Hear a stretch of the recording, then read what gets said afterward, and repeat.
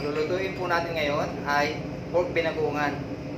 Makikita nyo po kung paano ang pamamaraan ko ng pagluto ng liempo. Hiwain po natin ang ating baboy ng cubes.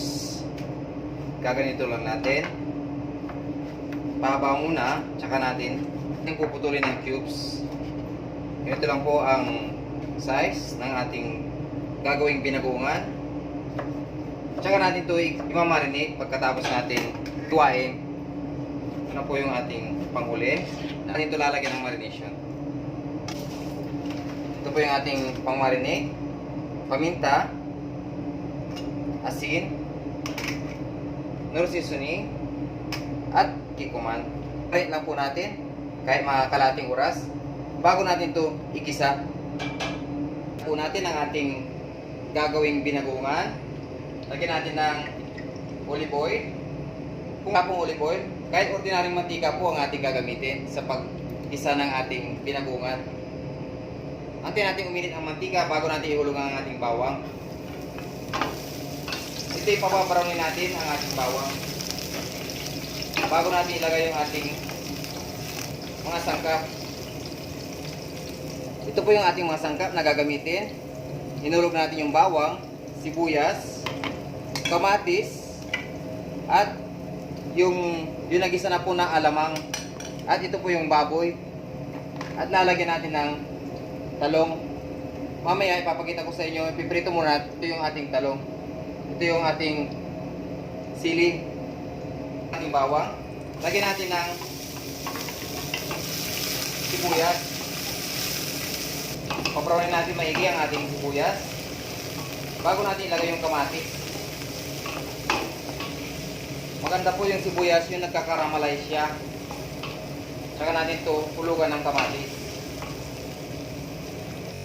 Na-brown na ang ating sibuyas. Natin ihulog ang ating kamatis. Isahin muna natin mabuti ang kamatis. Yung halos madurog na siya, isusunod yung ating alamang. Ito po yung ating talong.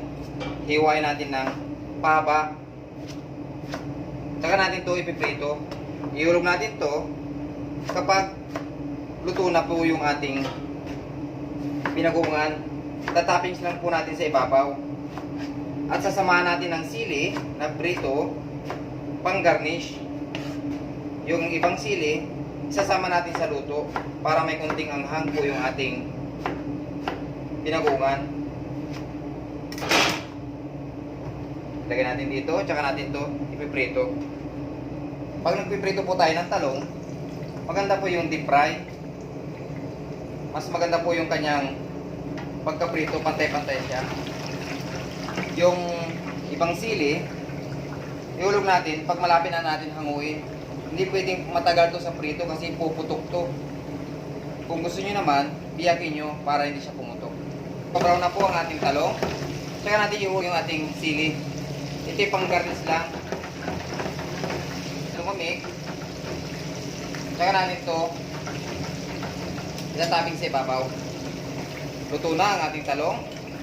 Patitigin po natin ang ating mantika. At mamaya natin ilalagay ito sa ibabaw ng ating binagoongan.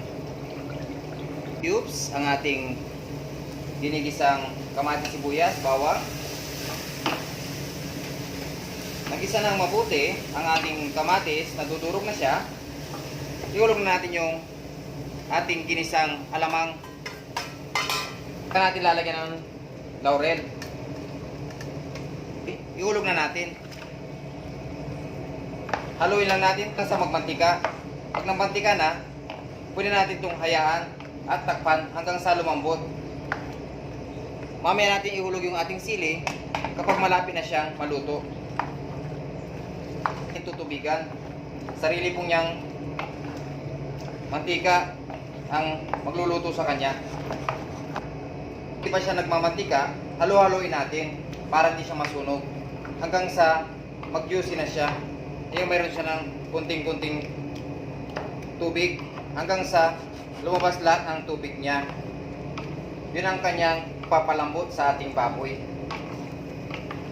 Limutang buksan-buksan at halu-haluin.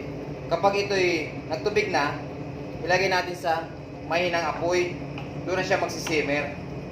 Dahil pag sobrang init po, madali pong masunog to. Kaya pag palalaputan natin o isisimmer natin siya, samayin ang apoy na hanggang sa maluto na siya ng tuluyan. Marami siyang tubig kumpara kanina na pagkahulog natin, dry na dry siya. Nag-juicy na siya. Habang nai-steam siya sa apoy, is lalo siyang yung kanyang oily o yung tubig ng oil. Ito po, kapag ganito po ang itsura na ng ating niluluto, isimmer na natin to sa mahinang apoy para hindi masusunog yung ilalim. At gawin natin para yung nasa ilalim is hindi siya magkatutong maluto sa mahinang apoy. Malambot na, ilagay natin yung ating sili hanggang sa maluto.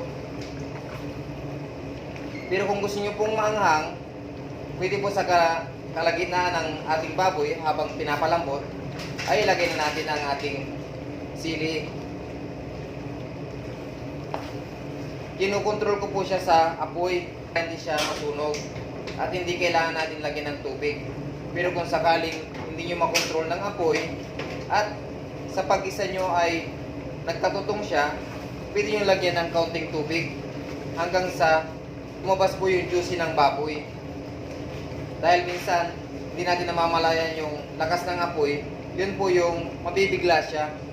Hindi agad-agad lalabas yung kanyang sariling juice. Kaya, pwede yung dagdagan ng tubig. Pero ito, walang dagdag na tubig. Talong, ilalagay natin sa ibabaw. Pag ilalagay natin to sa tray, kailangan ang ating tray, yung tuyong-tuyo. Pwede nating isalang sa apoy para yung ating tuyong-tuyo siya at hindi mapapanis yung ating niluto. Dahil yung tubig, pag naisama natin sa ating lutong ulam, doon po napapanis. Kung ito'y karinderya, after 5 to 6 hours, ipainit natin yung ating niluto para hindi po mapanis. Pwede pang iserve sa hapunan kung sakaling may matira. Ilagay natin dito.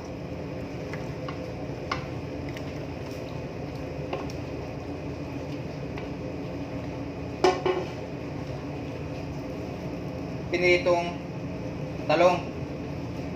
Ganito po ang style pag sa pangkarinderya o kaya sa fast food, para maganda rin po siyang tignan. Pag nilagay natin sa birmari o kaya sa ating counter, medyo nakaka-attract po ng customer para bumili. Ganito po ang itsura. Huwag pong kalimutang mag-subscribe sa aking channel para updated po kayo sa aking mga i-upload na video.